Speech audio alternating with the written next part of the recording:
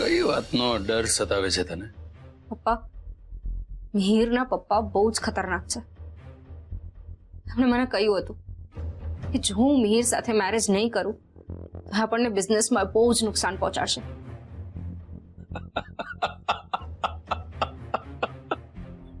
તમે હસો છો કેમ? હસું નહીં તો શું કરું ચકલી? એણે કહ્યું અને તે માની લીધું. આ મઝુમદારને કારણે અમેરિકા વાળો જે આપણને લોસ થયો ત્યાર પછી એક વાત મેં શીખી લીધી દીકરા. હવે પછી જ્યાં પણ બિઝનેસ કરીશ ત્યાં મઝુમદારના બચ્ચાને આસપાસ ફરકવા પણ નહીં દઉં. એટલે તારો આ મિહિર કે મઝુમદાર આપણને હવે પછી ₹1 કોઈ સંજોગોમાં લોસ નહીં કરાવી શકે. પણ પપ્પા, એ લોકોએ તમને હૈદરાબાદની પાર્ટીના કેસમાં તો લોસ કરાવ્યો જ. ના, એ તો કાગનું બેસવું અને ડાળનું પડવું એવું જ હતું. merely a coincidence, I mean it. સાચે પપ્પા? તારા સંબચ્ચા, તારા મનમાંથી આ વહેમ અને આ ડર કાઢી નાખ કે મઝુમદાર હવે આપણને કોઈ પણ પ્રકારનું નુકસાન પહોંચાડી શકે. અને જો બેટા, ભવિષ્યમાં કંઈક આવું ફરી થાય તો મનમાં ને મનમાં મૂંઝાયા નહીં કરવાનું દીકરા. આવીને અમારી સાથે વાત કરવાની, શેર કરવાની. વાત કરશો તો રસ્તે નીકળશે. હવે બોલ, તારા મનમાં કોઈ પણ પ્રકારનો ડાઉટ છે? ના. તો હવે બધું ભૂલી જવાનું. ઓકે? તારી પોતાની નવી આઈડેન્ટિટી, તારી પોતાની નવી ઓળખાણ ઊભી કરવા માટે પછી પણ, અને લાઈફમાં જ્યાં પણ તારા લગ્ન અમે ગોઠવીએ ત્યારે તું એમની પત્ની તરીકે કરતા એ તારા થનાર પતિ અથવા તારા સાસરિયા તારા નામે ઓળખાય એવું કશું કર, એવું કશું બન. યા બી સમથિંગ. યસ પપ્પા, હવે મને સાચી દિશા મળી ગઈ છે. Thank you very much. Love you પપ્પા. લવ યુ ટુ બચ્ચા, આઈ લવ યુ ટુ.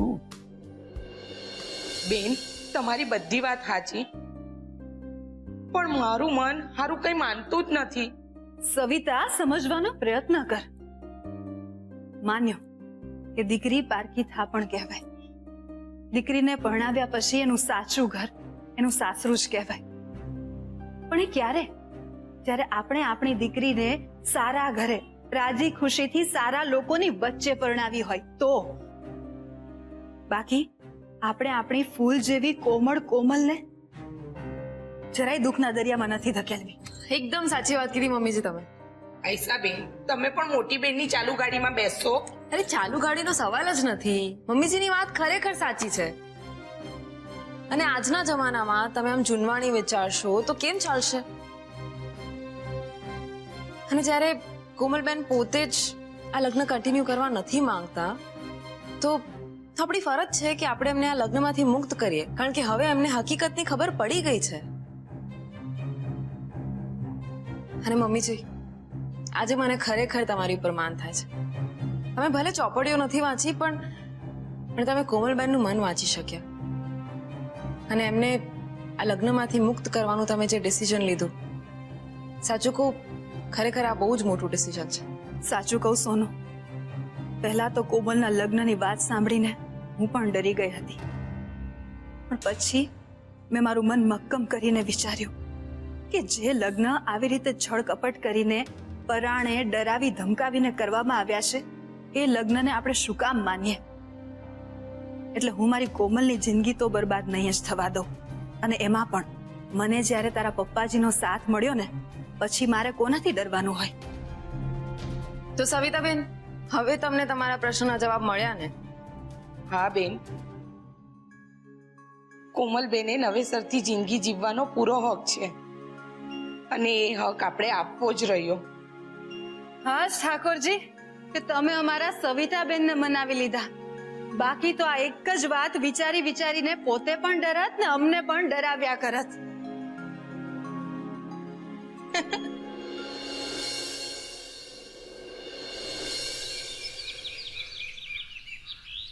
નહીં નહીં નહીં નહીં, મારી વાત સાંભળો. આજની 3 મીટિંગ કેન્સલ કરી દો. મારથી આજે નહીં પહોંચાય.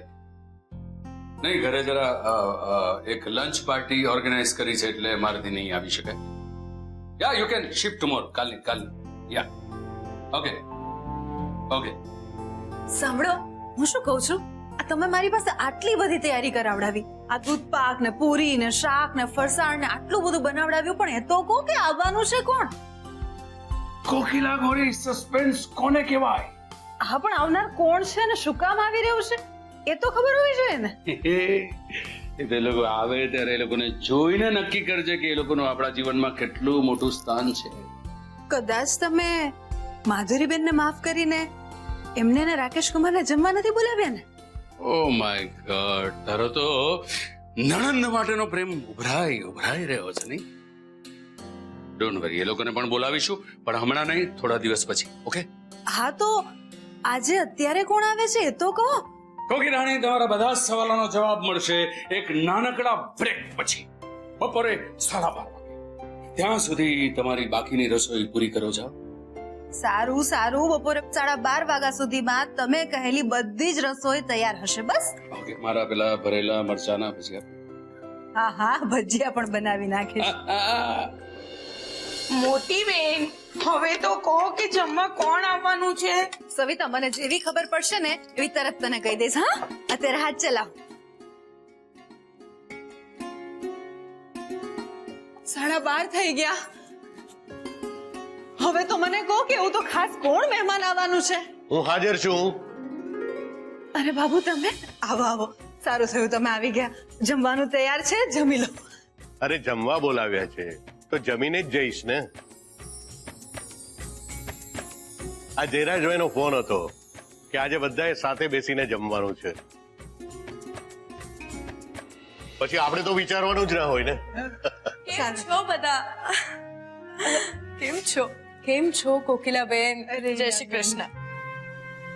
અરે આવો આવો હિનાબેન, જય શ્રી કૃષ્ણ. મને માફ કરજો. હા, એટલે મને આવતા જરા મોડું થઈ ગયું. તૈયાર તો હું એકદમ ક્યારની થઈ ગઈ હતી, પણ મને રિક્ષા જ બહુ લેટ મળી. એટલે તમે સવારના જે ખાસ મહેમાનોની વાત કરતા હતા એ આ લોકોની વાત કરતા હતા? હાજી. શું વાત છે?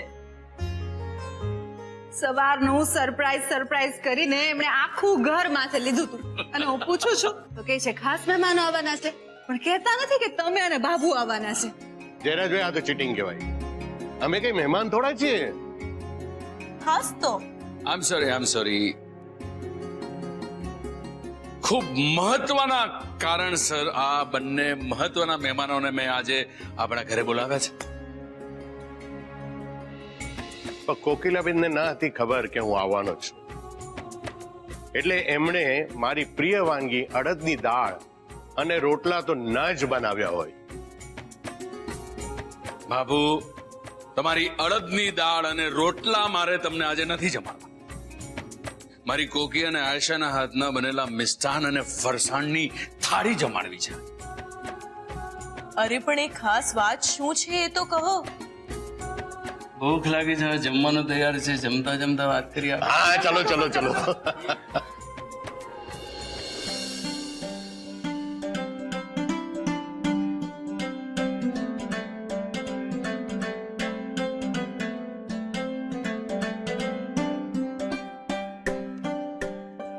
જયરાજભાઈ, હવે તો સસ્પેન્સ પરથી પડદો ઉપાડો.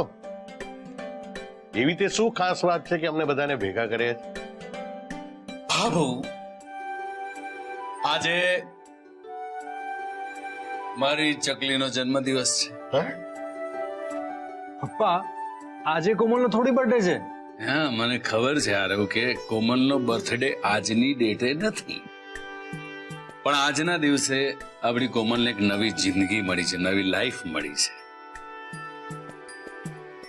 અને કોમલને આ નવી જિંદગી બાબુ અને હિનાબેનના સપોર્ટ વગર ન મળી હોત, એટલે એમનો ખાસ આભાર માનવા માટે મેં આજે એ લોકોને લંચ પર બોલાવ્યા છે. Babu, Hinaben, thank you very much. Thank you. Jayrajbhai, આભાર માનીને આમ અમને પારકા ના બનાવો.